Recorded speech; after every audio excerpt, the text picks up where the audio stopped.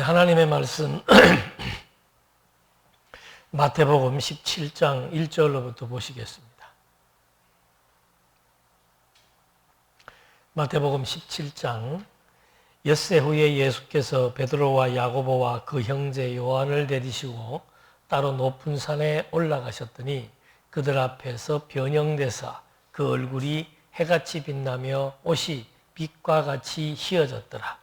그때 모세와 엘리야가 예수와 더불어 말하는 것이 그들에게 보이거늘 베드로가 예수께 여쭈어 이르되 주여 우리가 여기 있는 것이 좋사오니 만일 주께서 원하시면 내가 여기서 초막 셋을 짓되 하나는 주님을 위하여 하나는 모세를 위하여 하나는 엘리야를 위하여 하리이다.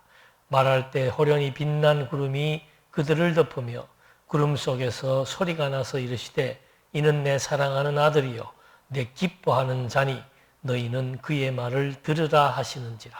제자들이 듣고 엎드려 심히 두려워하니 예수께서 나와 그들에게 손을 대시며 이르시되 일어나라 두려워하지 말라 하시니 제자들이 눈을 들고 보매 오직 예수 외에는 아무도 보이지 아니하더라. 17장 1절로 8절까지 말씀 봉독해 드렸습니다. 이제 17장으로부터는 통치자의 직무로 이제 예수님의 그 3대 직무가 선지자, 왕, 제사장 이 세 가지의 직무가 있는데 이제 17장으로부터 25장까지가 통치자의 직무입니다. 그러니까 구약적으로 말하면은 왕의 직무지요. 그러니까 이 통치자의 직무가 이제 새롭게 시작되는 단원으로 교체가 된다고 그랬습니다. 그래서 16장에서는 천국 열쇠를 교회에 주셨고, 그리고 많은 고난 받을 것을 또 예고해 주셨고, 그리고 마지막에 얼마가 못 되면은 왕권을 볼 것이다라고 예고를 해 주었는데, 이제 엿새 뒤에 정말 왕으로서의 통치권이 주어지는 그런 변화산의 역사를 방금 읽어드린 겁니다. 그래서 이 통치자의 직무는 크게 세 가지로 구분될 수 있습니다. 왕권에 대한 주체, 통치 권한이 누구에게 있느냐, 이것이 17에서 19장까지 소개되고 있고, 그 다음에 그 통치의 권한을 어떻게 수립하느냐, 이것이 20장에서부터 22장까지 왕권을 어떻게 수립하는지에 대한 그것이 나옵니다. 그 다음에 세 번째가 왕권, 통치권을 시행하는 내용이 23절로부터 25절, 5장까지로 이렇게 소개가 됩니다. 그래서 통치자의 직무는 왕권을 지니고 있는 그 주체가 누구인지, 그 다음에 그 왕권을 수립했는데 수립한 왕권은 도대체 어떠한 그 성격을 가지고 있는지, 세 번째는 가지고 계신 그 왕권을 이제 시행하는데 그 시행에 대한 내용들이 무엇인지 이렇게 세 단락으로 소개가 됩니다. 그래서 오늘 할 것이 이제 17장에서 19장인데 17장의 내용은 제일 먼저 나오는 것이 통치의 신분입니다. 통치자에 대한 직무를 지금 말해주고 있기 때문에 그 통치자가 가지고 있는 그 신분이 무엇인지를 17장에서 소개하고 있고, 두 번째는 그 통치자가 하는 사역이 어떤 사역인가, 속죄의 사역입니다. 그러니까 일반적인 그 통치의 개념하고는 완전히 다릅니다. 대한민국의 그 통수권자인 대통령이 속죄 사역을 감당한다? 그런 건 없어요. 그런데 예수님이 가지고 계시는 그 통치권에 있어서의 중요한 두 번째의 내용은 속죄 사역을 감당한다는 거. 그 다음에 세 번째는 통치자와 그 통치의 그 범주 속에 있는 그의 백성들 간의 관계가 생명의 관계라고 하는 거.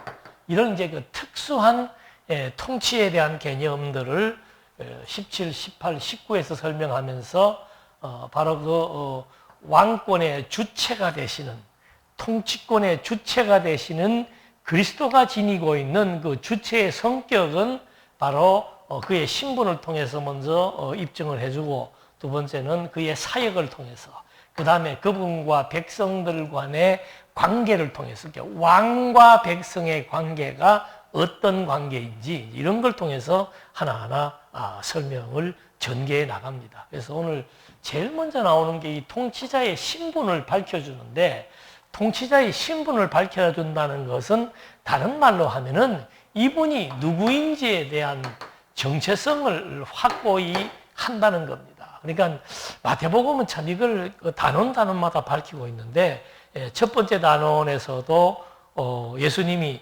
그리스도로서 선지자, 왕, 제사장의 모든 직무를 감당하시는 분이다라고 하는 것을 소개하기 전에 먼저 그분에 대한 정체성을 밝혔죠. 그런 것처럼 여기서도 먼저 통치자의 직무 가운데 예수님은 통치의 주체다. 그런데 정말 그분이 통치의 주체인가? 라고 하는 그분의 신분을 통해서 먼저 하나하나 확정해주는 그런 내용으로 전개가 됩니다. 그래서 이 질문에 던지는 그 명제도 예수는 어떤 통치자인가? 대한민국의 통치자, 미국의 통치자, 중국의 통치자, 북한의 통치자. 그 통치자들의 성격과 통치 그 방법과 스타일들이 완전히 다릅니다. 그런 맥락에서 볼 때 정말 이 예수는 하나님 나라의 왕국의 통치자로서 정말 어떤 스케일과 또 어떤 일과 어떤 성품을 지니고 그분과 우리가 어떤 관계에 있는지 이런 것들을 이제 하나하나 설명해 줍니다. 16장 마지막에서 내가 왕권을 가지고 올 것을 볼 것이다. 내가 진정한 왕으로서 그런 권세가 있음을 너희가 볼 것이다 라고 16장 마지막에서 미리 예고를 해 주었는데 6일 뒤에 그 왕권을 보여줍니다. 그게 이제 일반적으로 말하는 변화산 사건이라고 얘기하는 거죠. 변화산이라고 하는 이유는 예수님의 형체가 바뀐 거예요. 그런 이제 그 놀라운 표적을 여기서 먼저 보여주었는데 그렇게 형체가 바뀐 것을 보여주는 이유가 도대체 뭔지 그걸 이제 우리가 알아야 되죠. 예수님께서 변화산에서 이렇게 변화되었다는 것은 성경을 읽으면 모든 사람이 다 알 수 있습니다. 근데 중요한 것은 왜 이렇게 변화된 모습을 보여주었는지가 중요하죠. 두 번째, 예수님께서 죽음과 부활을 예고하는 이유가 뭔가? 선지직에서의 죽음과 부활은 선지자가 배척당하는 의미를 가지고 죽음과 부활을 예고해 줍니다. 그 다음에 마지막 제사장의 직무를 감당하는데도 죽음과 부활은 빠질 수 없는 사역이지요. 그래서 그 사역은 속죄 사역을 지금 죽음과 부활을 통해서 증거해 줍니다. 그렇다면 왕으로서 통치자로서의 죽음과 부활 사역은 어떤 의미가 있는가? 이런 이제 질문을 갖고 있으면은 본문에서 그 문제가 해결이 됩니다. 그 다음에 이제 제일 마지막에 가서 세금에 관한 논쟁이 발생을 합니다. 당신들 예수님 우리가 세금 내야 됩니까? 안 내야 됩니까?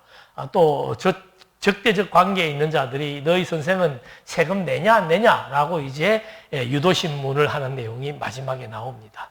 그런 그 세금 논쟁을 거론하는 가운데서 예수님께서 물고기 입에서 동전이 나오게 하는 표적을 보여줍니다. 그 표적을 보여주는 이유가 무엇인가? 이제 이런 본문을 압축해서 전개되는 이 내용들의 세 가지 질문을 가지고 이제 본문을 한번 보겠습니다. 제가 이 통치자의 신분이 17장에서 소개된다고 그랬는데 통치자의 신분을 소개하는데 제일 중요한 부분은 뭔가 하면은 인증이에요. 인증. 다시 말하면은 이 사람은 대한민국의 통수권자입니다라고 대통령 취임식을 할 때 선언을 하잖아요. 미국에서는, 우리나라에서는 지금 성경을 놓고 했는지 제가 기억이 잘 안 나는데, 미국에서는 반드시 성경책 위에다가 손을 얹고 내가 대통령으로서 국민들에 의해서 선출된 미 합중국의 통수권자다라고 하는 것을 이제 온 국민들에게 선포하는 거. 그게 이제 입증하는 거고 증명하는 거란 말입니다. 똑같아요. 왕국의 통수권자, 왕국의 통치자, 그 통치자의 신분을 제일 먼저 입증하면서 시작한다라고 하는 것은 굉장히 중요한 의미가 있습니다. 아무나 나서가지고 내가 이스라엘의 왕이다, 내가 천국의 통치자다 할 수 있어요. 그런데 나만이 하나님 나라의 통수권자 또는 하나님 나라의 왕으로서 자격이 있다라고 하는 그 신분을 입증해 준다라고 하는 것, 인증하고 공적으로 증명해 준다라고 하는 것은 공신력 있는 태도고, 누가 보더라도 그러므로 예수는 천국의 통치자임이 분명하다라고 하는 것을 우리가 확인을 해볼 수 있습니다. 그래서 여기에서는 이제 영광의 통치자라고 하는 사실을 공적으로 인증하는 것으로부터 사역이 시작된다라고 하는 거. 그래서 지금 읽어드린 그 말씀 속에서 이제 여러분들이 다시 한번 17장 1절로부터 13절까지의 내용을 보면은, 이래서 여기에 이런 말들이 나오는구나 라고 하는 것을 눈치가 빠른 분들은 금방 확인할 수가 있습니다. 그래서 확인이 안 되는 분들을 위해서라도 한 번 더 정확하게 짚고 넘어가야 될 필요성이 있는 거죠.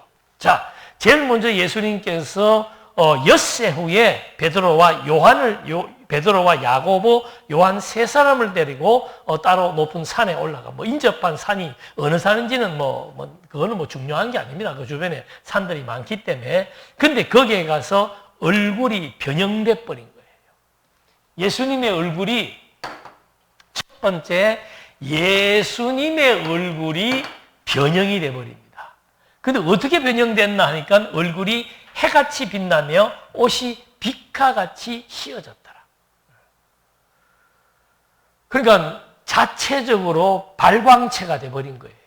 구약 성경에서의 이 빛이라고 하는 것은 태초에 하나님이 천지를 창조했을 때 흑암이, 땅이 공허하고 혼돈하고 흑암이 깊음 위에 있을 때 이걸 무질서지요. 무질서한 창조 세계에 빛이 드러나서 하나님께서 질서 체계를 확립하는 거. 그러니까 이 피조 세계의 처음 창조가 공허와 혼돈과 흑암이었습니다. 근데 거기에 빛을 통해서 창조의 질서를 확립해 내신 하나님의 섭리 역사. 그러니까 이 빛이라고 하는 것은 엄청난 에너지를 가지고 있을 뿐만이 아니고 질서의 체계를 잡아나가는 그런 의미도 담겨져 있습니다. 예수님 이제 구약시대 때 또 모세도 보면은 모세가 하나님을 만나서 얼굴에 광채가 나서 사람들이 볼까봐 얼굴을 그 수건으로 가려버립니다. 그런데 예수님의 광채는 옷을 투영해가지고 빛이 다 발산돼 버려요. 그러니까 모세가 얼굴에 나타났던 빛과 예수님이 지금 변화된 얼굴의 빛은 달라요. 예수님이 변화된 얼굴의 빛은 그냥 아예 그 자체가 빛으로서, 구약으로 말하면은 이 어둠의 질서를, 창조의 질서를 잡아나가면서 공허와 혼돈과 흑암을 질서 있게 자리 잡아 나가는 그런 파워가 있는 빛을 의미하는 겁니다. 여기에서 빛은 어떻게 보면 어떤 권세, 능력, 영광, 힘, 이런 모든 것을 다 의미하고 있는 겁니다. 그래서 예수님께서 이제 그 얼굴에 나타나는 자체 발광의 빛, 이것은 바로 왕국의 통치권자로서 피조 세계의 질서를 확립했던 그 빛과 일치하는 빛입니다. 그래서 예수님의 얼굴에 그 빛이 나타났다라고 하는 것은 창조의 질서를 잡아나갔던 빛과 같이 예수님이 왕국의 질서를 잡아나갈 통치권자임을 스스로 입증해 주는 겁니다. 그러니까 예수님의 얼굴이 아주 그냥 자체의 발광의 빛으로 드러남으로 말미암아 구약의 창조의 질서를 잡아 나갔던 것처럼 예수님이 왕국, 천국의 질서 체계를 잡아 나갈 통치권자라고 하는 사실을 입증해 주고 있습니다. 요한복음에서는 예수님이 직접 나는 생명의 빛이라고 얘기하는 거죠. 그러니까 이 빛은 죽음에서 생명을 얻게 하는 빛, 그 다음에 무질서에서 질서의 체계를 잡아나가는 진정한 왕국의 통수권자임을 예수님 스스로가 자증하고 있는 겁니다. 지금 변화산의 사건은 뭔가 하면은 바로 예수님께서 공적으로 내가 통치권자, 하늘과 땅을 통치하는, 지배하는 진정한 통치권자라고 하는 사실을 지금 입증하는 내용인데, 첫 번째는 자증입니다. 당신 스스로가 어떻게 얼굴에 나타나는 자체 발광의 그 빛을 통해서 이 빛은 창조 때 무질서한 세계를 질서로 만들어 나갔던 그런 능력의 빛입니다. 죽은 자를 살리는 생명의 빛입니다. 그래서 창조, 피조 세계와 생명을 주관하는 왕국의 통치권자라고 하는 사실을 당신 스스로가 입증을 해준 겁니다. 그 다음에 두 번째는 뭔가 하면은 그때 모세와 엘리야가 예수와 더불어 말하는 것이 그들에게 보였다 그랬습니다. 두 번째 누가 등장해요? 모세와 엘리야. 이 엘리야는 이제 나중에 뒤에 세례 요한임을 예수님께서 밝혀줍니다. 그러니까 모세와 엘리야, 조금 부분적으로 얘기하면은 선지자들이 증거한 왕국의 통치자, 아니면은 이 모세와 엘리야를 조금 더 확산을 시키면 예수님께서 구약의 율법과 모세가 율법을 기록했잖아요. 율법과 시와 선지가 내게 대해서 증거한다. 다시 말하면은 구약 성경이 예수가 하나님의 아들 그리스도이시며 천국을 통치할 진정한 통치자인 것을 구약 성경이 입증해 주고 있는 겁니다. 그러니까 처음에 시작하는 첫 단추가 뭔가 하면은 통치권자의 신분을 확증하는 내용에서 이제 당신 스스로가 내가 진정한 빛으로서 피조 세계를 총관할하는 통치자여 생명을 지배하는 통치자 해서 스스로 자정을 했습니다. 두 번째는 모세와 엘리야가 예수님과 대화하는 것들에 대한 표적을 보여줌으로써 성경이 예수가 진정한 통치권자라고 하는 사실을 입증해 준 거예요. 예수 스스로 자정했습니다. 성경이 입증했습니다. 그렇게 하고 나니까 이제 베드로가 예수께 여쭈어 이르되 주여 우리가 여기 있는 것이 좋사오니 만일 주께서 원하시면 내가 여기서 초막 셋을 짓되 하나는 주님을 위하여 하나는 모세를 위하여 하나는 엘리야를 위하여 하리이다. 그러니까 그 모세와 엘리야와 예수님이 대화하는 내용을 통해서 정말로 예수는 천국과 이 피조 세계를 관할하는 진정한 통치자라고 하는 사실을 성경이 입증하고 있는 것에 대한 고백으로서 베드로가 여기에, 보통은 우리가 집을 짓자 그러면 누구 집도 지어야 돼요? 베드로하고 요한하고 또 베드로하고 야고보하고 요한 세 사람이 지을 집 한 채 정도는 더 지어야 되잖아요.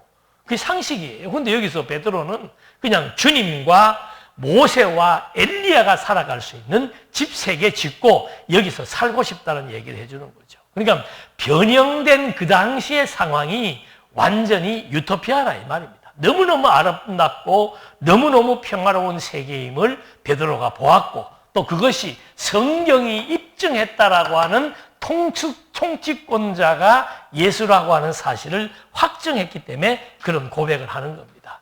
그런 대화를 나누고 있을 때 5절 호련히 빛난 구름이 그들을 덮으시며 구름 속에서 소리가 나서 이르되 이는 내 사랑하는 아들이요 내 기뻐하는 자니.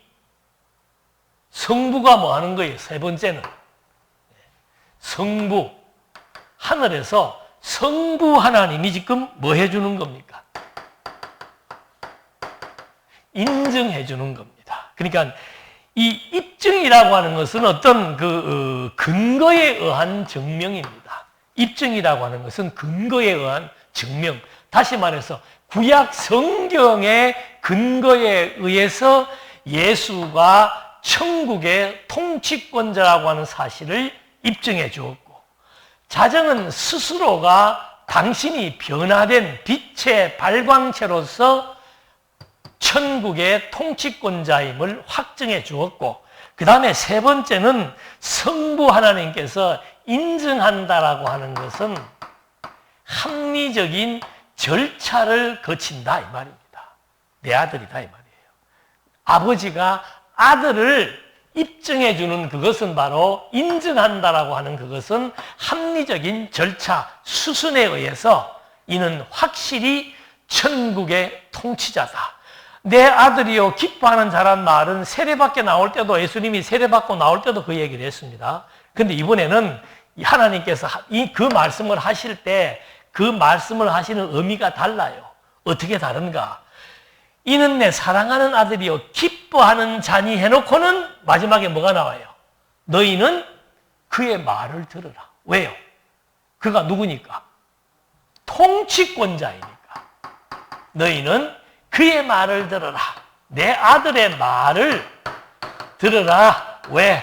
그는 천국의 통치권자, 하늘과 땅의 지배자이기 때문에 그의 말을 들으라고 이렇게 왕직, 진정한 통치자라고 하는 사실을 증명하는 왕직의 출발선상에서 지금 자증, 입증, 인증에 의해서 공적인 신분, 공인된 신분으로서의 통치자임을 밝혀준 겁니다. 그래서 제가 성경을 볼 때마다 참 놀랍다 하는 이유가 16장에서는 예수님이 배척당할 것에 대한 죽음과 부활을 통한 배척 사실을 예고를 했고, 예수께서 정말 천국 열쇠를 지닌 진정한 통치자로 올 것이라고 하는 사실을 16장에서 또 예고하면서 이제 16장 마지막 가서는 이제 왕권을 볼 날이 얼마 남지 않았다라고 예고했는데, 이제 17장에 진짜 왕국의 통치자라고 하는 그의 직무를 시작하는 데 있어서 그의 신분을 입증하는데, 자증하고 스스로 자증하고 성경이 입증하고 성부가 인증하는 그런 3단계의 과정을 통해서 공적으로 증명된 신분이라고 하는 것을 한 번 더 확인해 준 겁니다.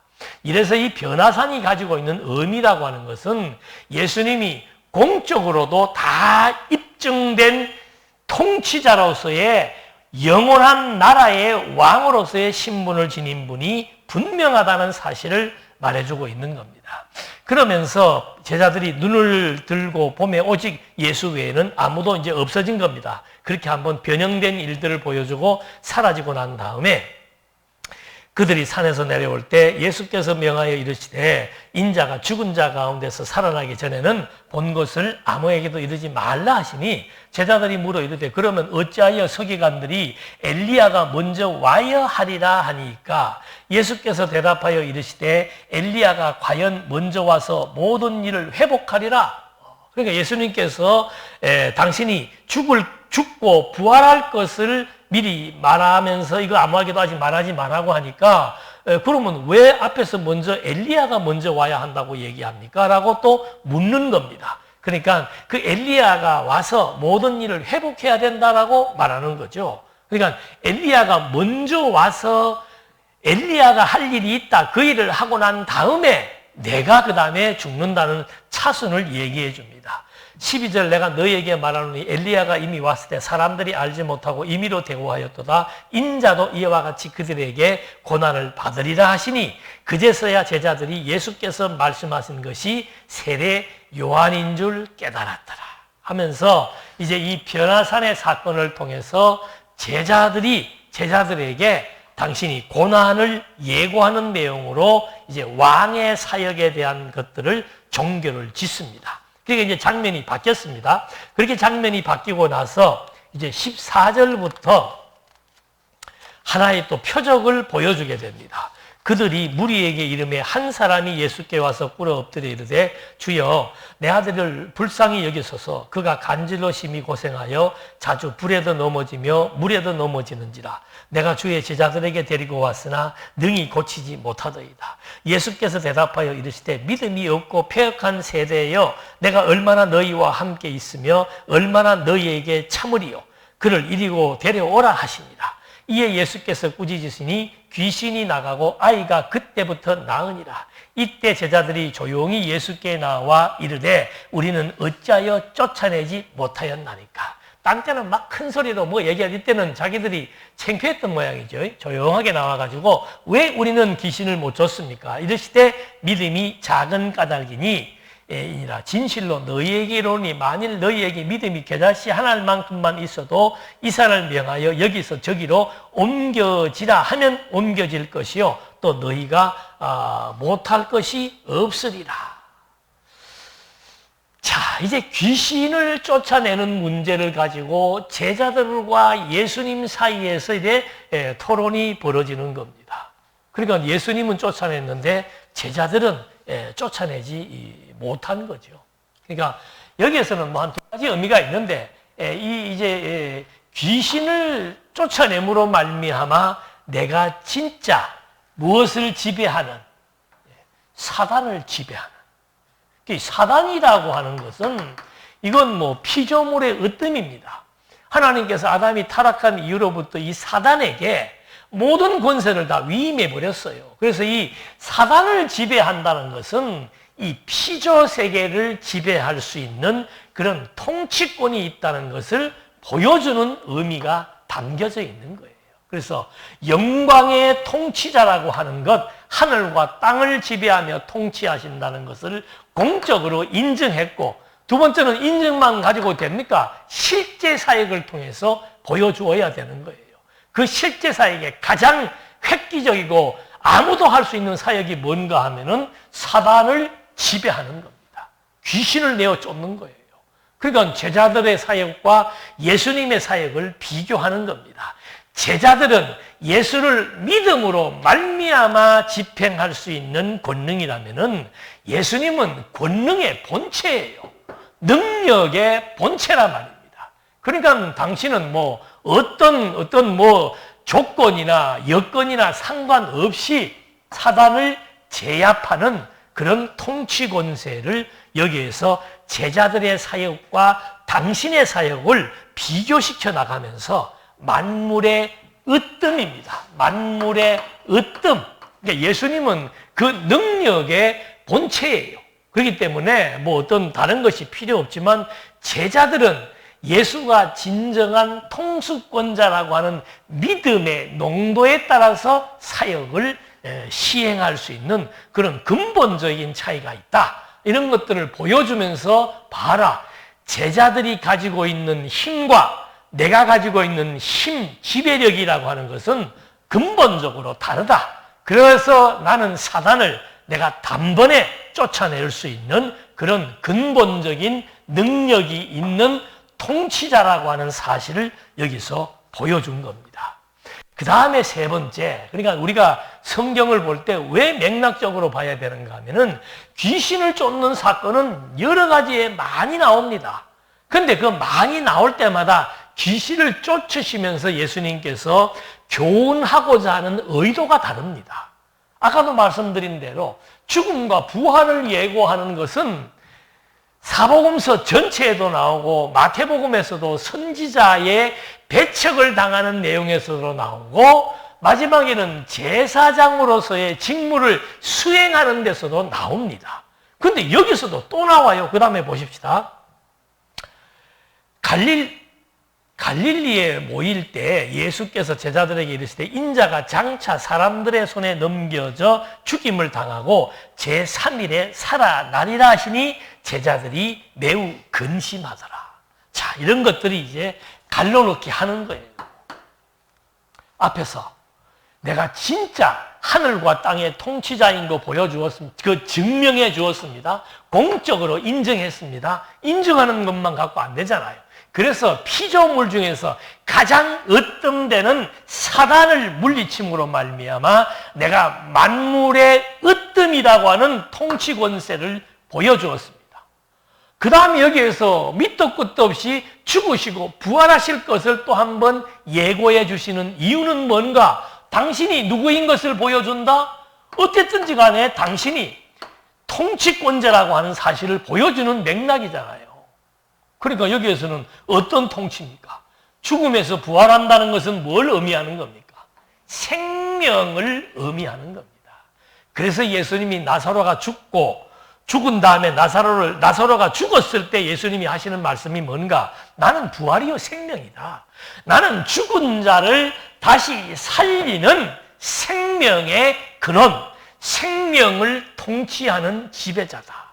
그러니까 이거를 이제 다른 말로 하면은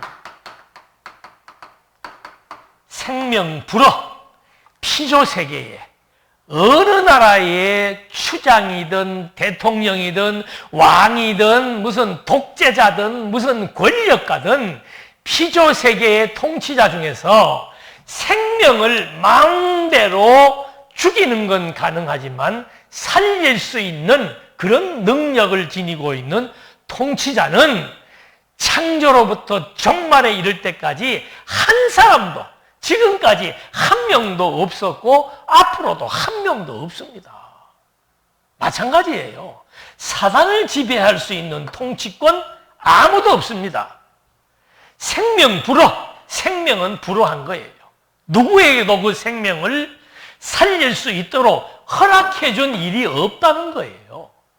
그러니까 내가 명실공히 하늘과 땅의 통치자라고 할 것 같으면은 땅의 제1인자인 사단을 제거할 수 있는 권세가 있어야 되고 이 피조 생명체 가운데 그 생명을 아무도 살릴 수가 없는데 나는 죽고 부활할 수 있는 생명의 통치자라고 하는 사실을 여기서 한 번 더 실제적으로 이제 증명해 주기 위해서 예고해 주는 거죠.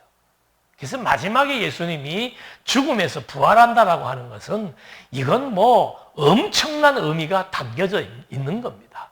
참 선지자이기 때문에 배척당했지만은 다시 부활했다는 것이고 참 왕이기 때문에 죽음에서 부활하여 생명을 관할할 수 있는 생명의 통치자라고 하는 사실을 보여줄 수 있는 것이고 마지막에 제사장으로서의 죽음에서 부활하심은 내가 바로 영원한 죄를 속할 수 있는 속죄주로서의 영원한 제사장인을 보여준다는 사실.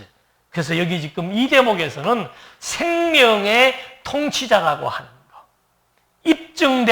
입증된 통치자, 사단을 지배하는 통치자, 아무도 불허하는 생명을 관할하는 통치자임을 여기서 밝혀주고 있는 거죠.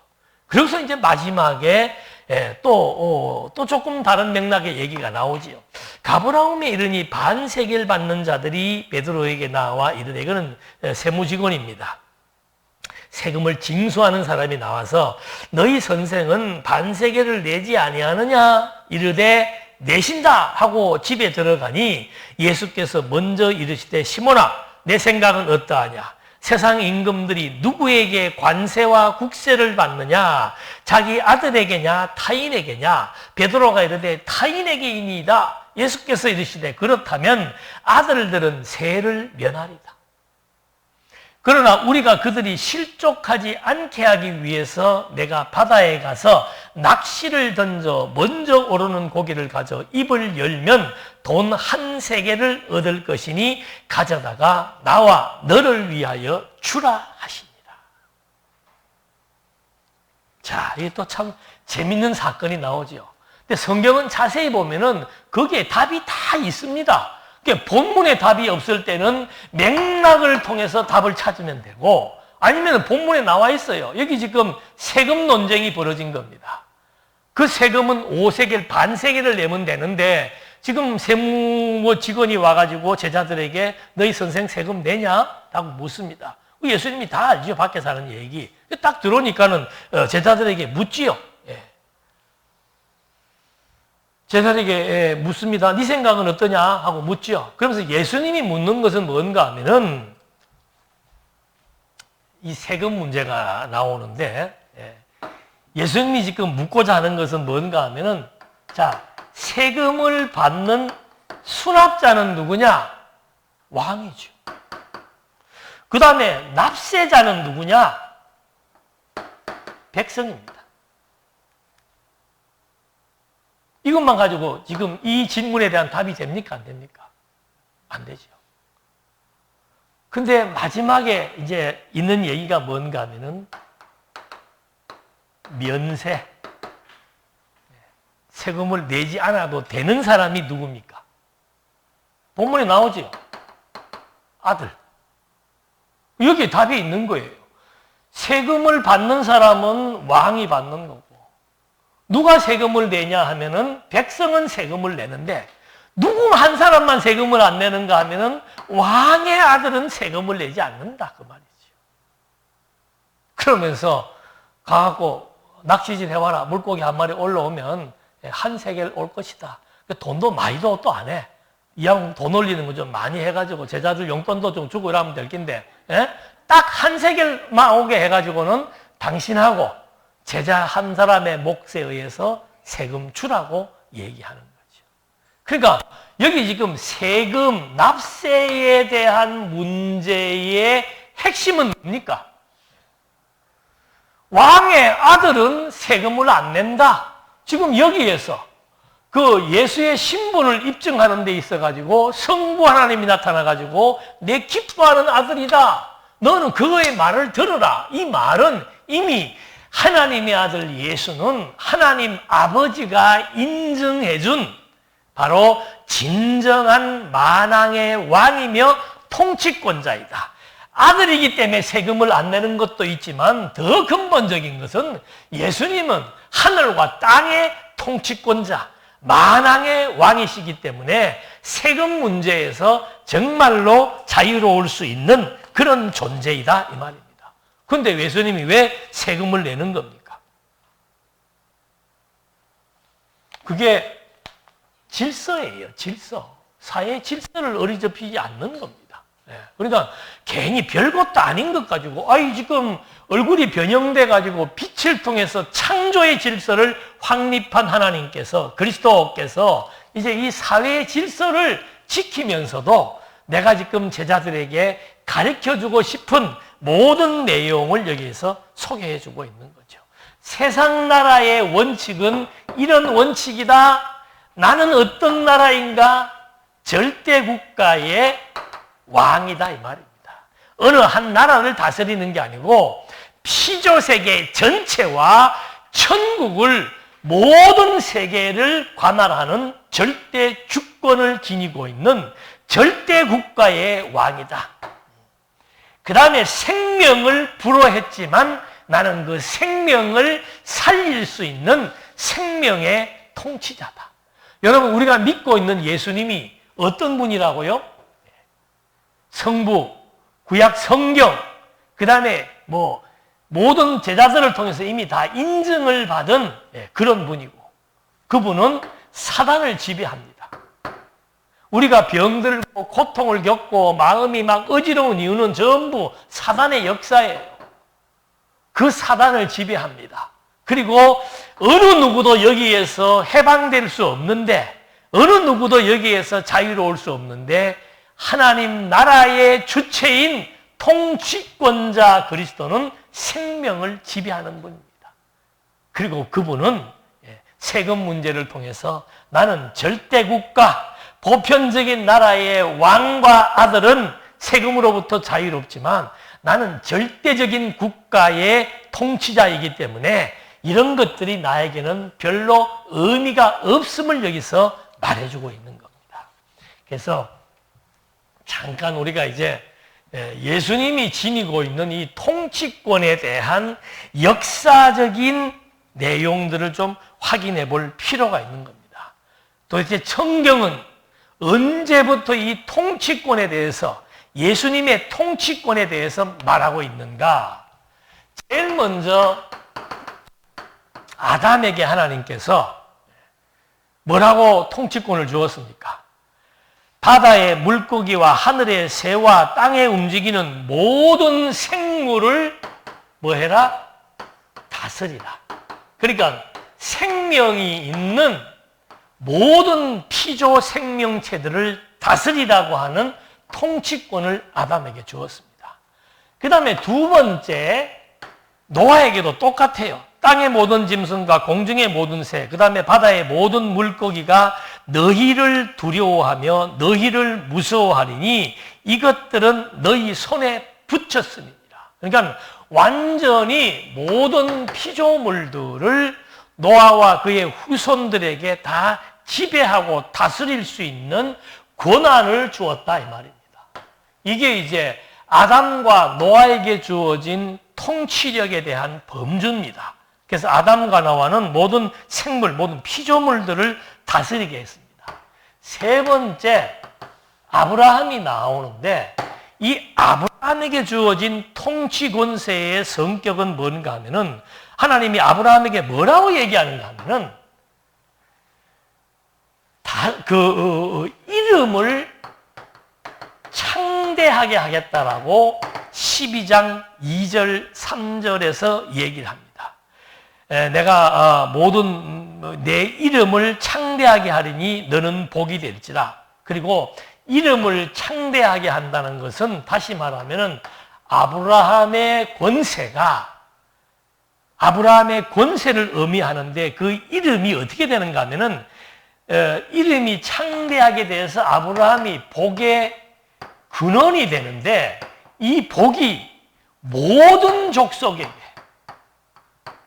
그래서 아브라함에게 주신 그 다스림의 권세는 제국이에요. 제국.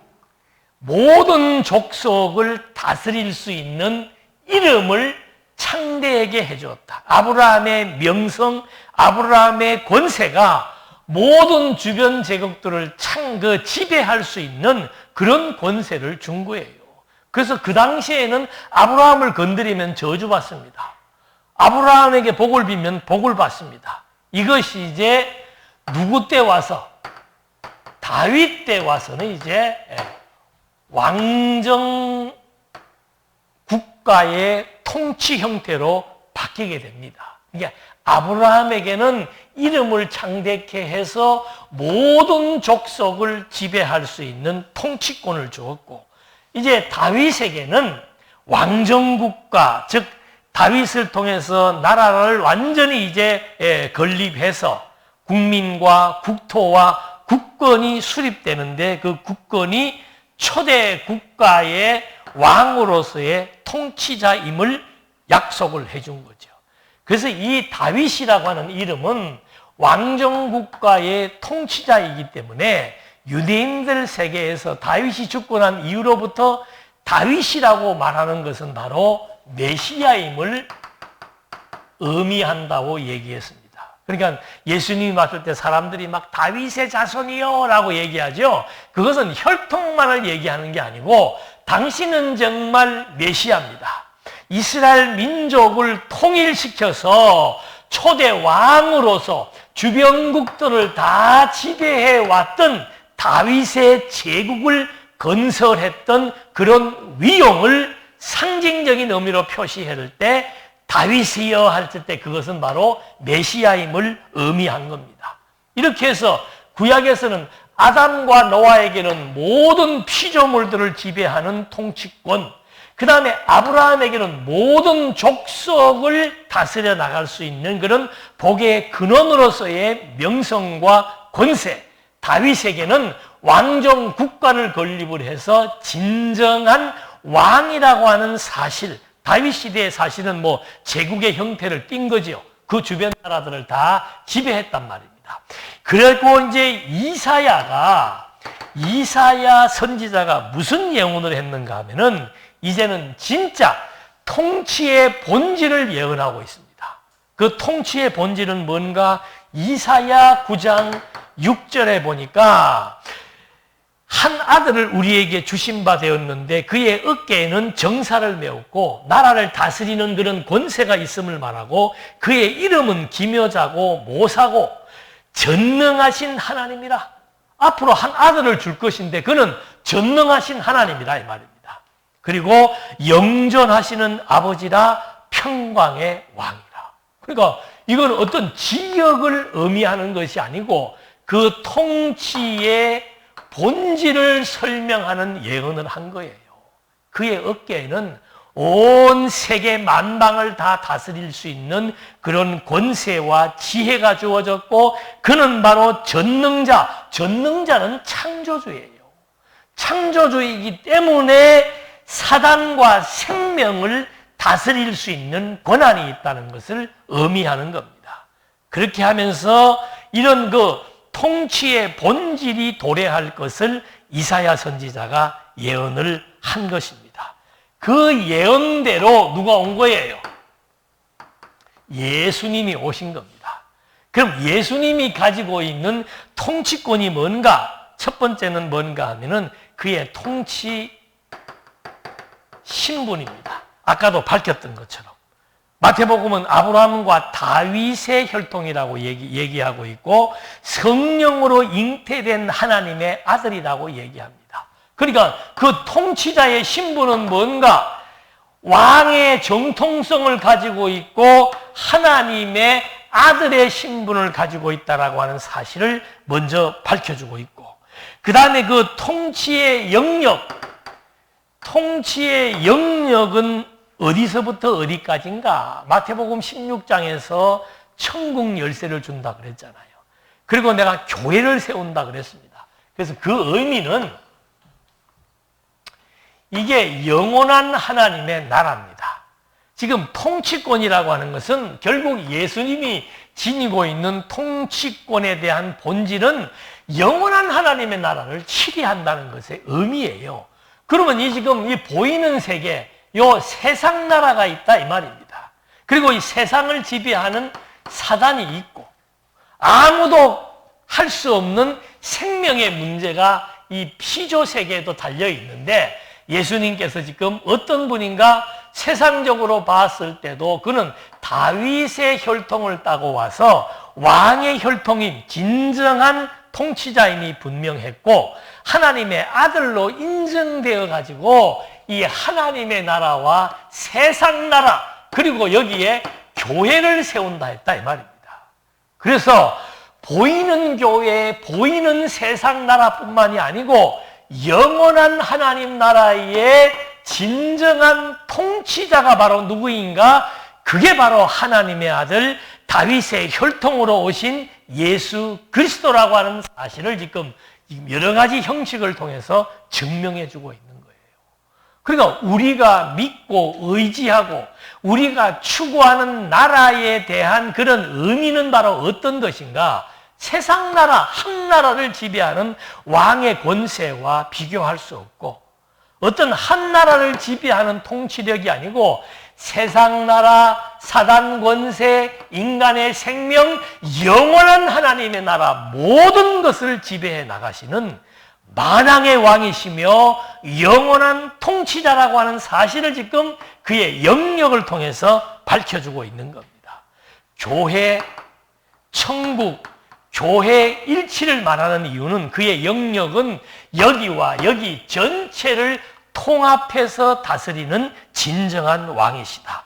그리고 여기에서 나오는 것이 뭔가 하면은 통치의 성격에서 생명과 사단과 자연을 지배하시는 그런 아무도 할 수 없는 그런 통치의 성격을 지니고 계셔서 죽음에서 부활하는 생명의 근원, 사단을 마음대로 명령하며 지배하는 진정한 통수권자, 그리고 자연 만물을 지배하는 이 세 가지를 통합하면은 창조주로서의 통치자라고 하는 사실을 확인해 볼 수 있는 겁니다. 그리고 마지막이 영원한 마지막 통치의 본질은 뭔가? 영원한 심판자라고 하는 것이 통치의 본질입니다. 그러니까 이 통치하는 당신의 영역은 하늘과 땅의 모든 세계를 관할하며 당신이 가지고 있는 그 통치의 본질은 뭔가? 천국과 지옥을 심판하시는, 생명과 사망을 심판하시는 영원한 통치자로서의 역사가 그리스도를 통해서 보여질 통치의 권세라고 하는 것을 확인해 볼 수 있는 겁니다. 그래서 요한계시록 20장, 21장이 전부 영원한 통치 권세에 대한 내용들입니다. 20장 12절 한 절을 읽어드리면은 내가 보니 보좌 앞에 서 있는데 책들이 펴있고 또 다른 책들이 펴있다. 책이 두 권이에요. 그러니까 한쪽은 생명의 권세에 의해서 생명을 누릴 자들, 한쪽은 사망 권세에 의해서 사망할 자들에 대한 책들이 펴져 있다. 곧 생명책이라 죽은 자들이 자기 행위를 따라 책들에 기록된 대로 심판을 받으니. 그러니까 이 심판을 다 받는데 여기에서 그리스도를 배척하고 불신하던 자들이 받을 심판은 사망의 심판을 받을 것이고. 왜? 그가 진정한 통치자이기 때문에. 그 다음에 그를 믿음으로 말미암아 생명을 얻은 자들은 생명의 심판을 받을 것이다. 이것이 생명책에 기록되어 있다고 말하고 있잖아요. 참 놀라운 사실 하나는 예수님이 자기 백성들이 이 땅 위에 살아갈 때 우리도 다 죄인이잖아요. 죄 용서를 받았지만 죄인입니다. 그래서 죄를 범하기도 하고 아직도 악의 소욕이 우리 내면 세계 속에 있는데 우리가 이 땅 위에 살면서 행하는 모든 행동들을 심판하시는데 하나님의 생명 심판의 대상자들은 그들이 저질렀던 악의 죄의 행동들에 대해서는 당신의 피의 세마포로 말미암아 다 덮어서 이 영원한 심판을 할 때 보지 않는다는 거예요. 근데 무엇을 보는가? 우리들에 대한 선행은 기억하고 있다 이 말입니다. 그게 생명책에 기억되고 있는 겁니다. 우리의 악행은 그리스도의 피로 말미암아 덮어버렸지만 우리의 선행은 그리스도의 열심에 의한 선행이기 때문에 그것을 끝까지 기억하시면서 생명책에 기록된 내용이라고 하는 사실. 그래서 여러분들 우리가 살면서 복음을 위해 산다는 것이 전혀 의미 없는 게 아닙니다. 그냥 이거는 뭐 당연히 해야 될 일 아니에요. 우리가 선행을 하며 산다는 것은 하나님의 열심에 의해서 그리스도를 믿기로 작정된 자들에게만 주시는 하나님의 선물입니다. 그걸 하나님이 기억해 계시면서 생명책을 가지고 심판할 때 하나하나 열거하며 불신자들에게는 그들의 악행에 대한 것들을 열거하며 심판하시고 하나님이 택한 백성들에게는 그들의 선행을 기억하시면서 칭찬과 영광과 존귀를 같이 누릴 수 있는 보좌에 앉게 하신다는 심판자의 약속을 우리가 기억해 보시면서 아, 내가 믿는 그리스도의 권세가 이게 보통 권세가 아니구나.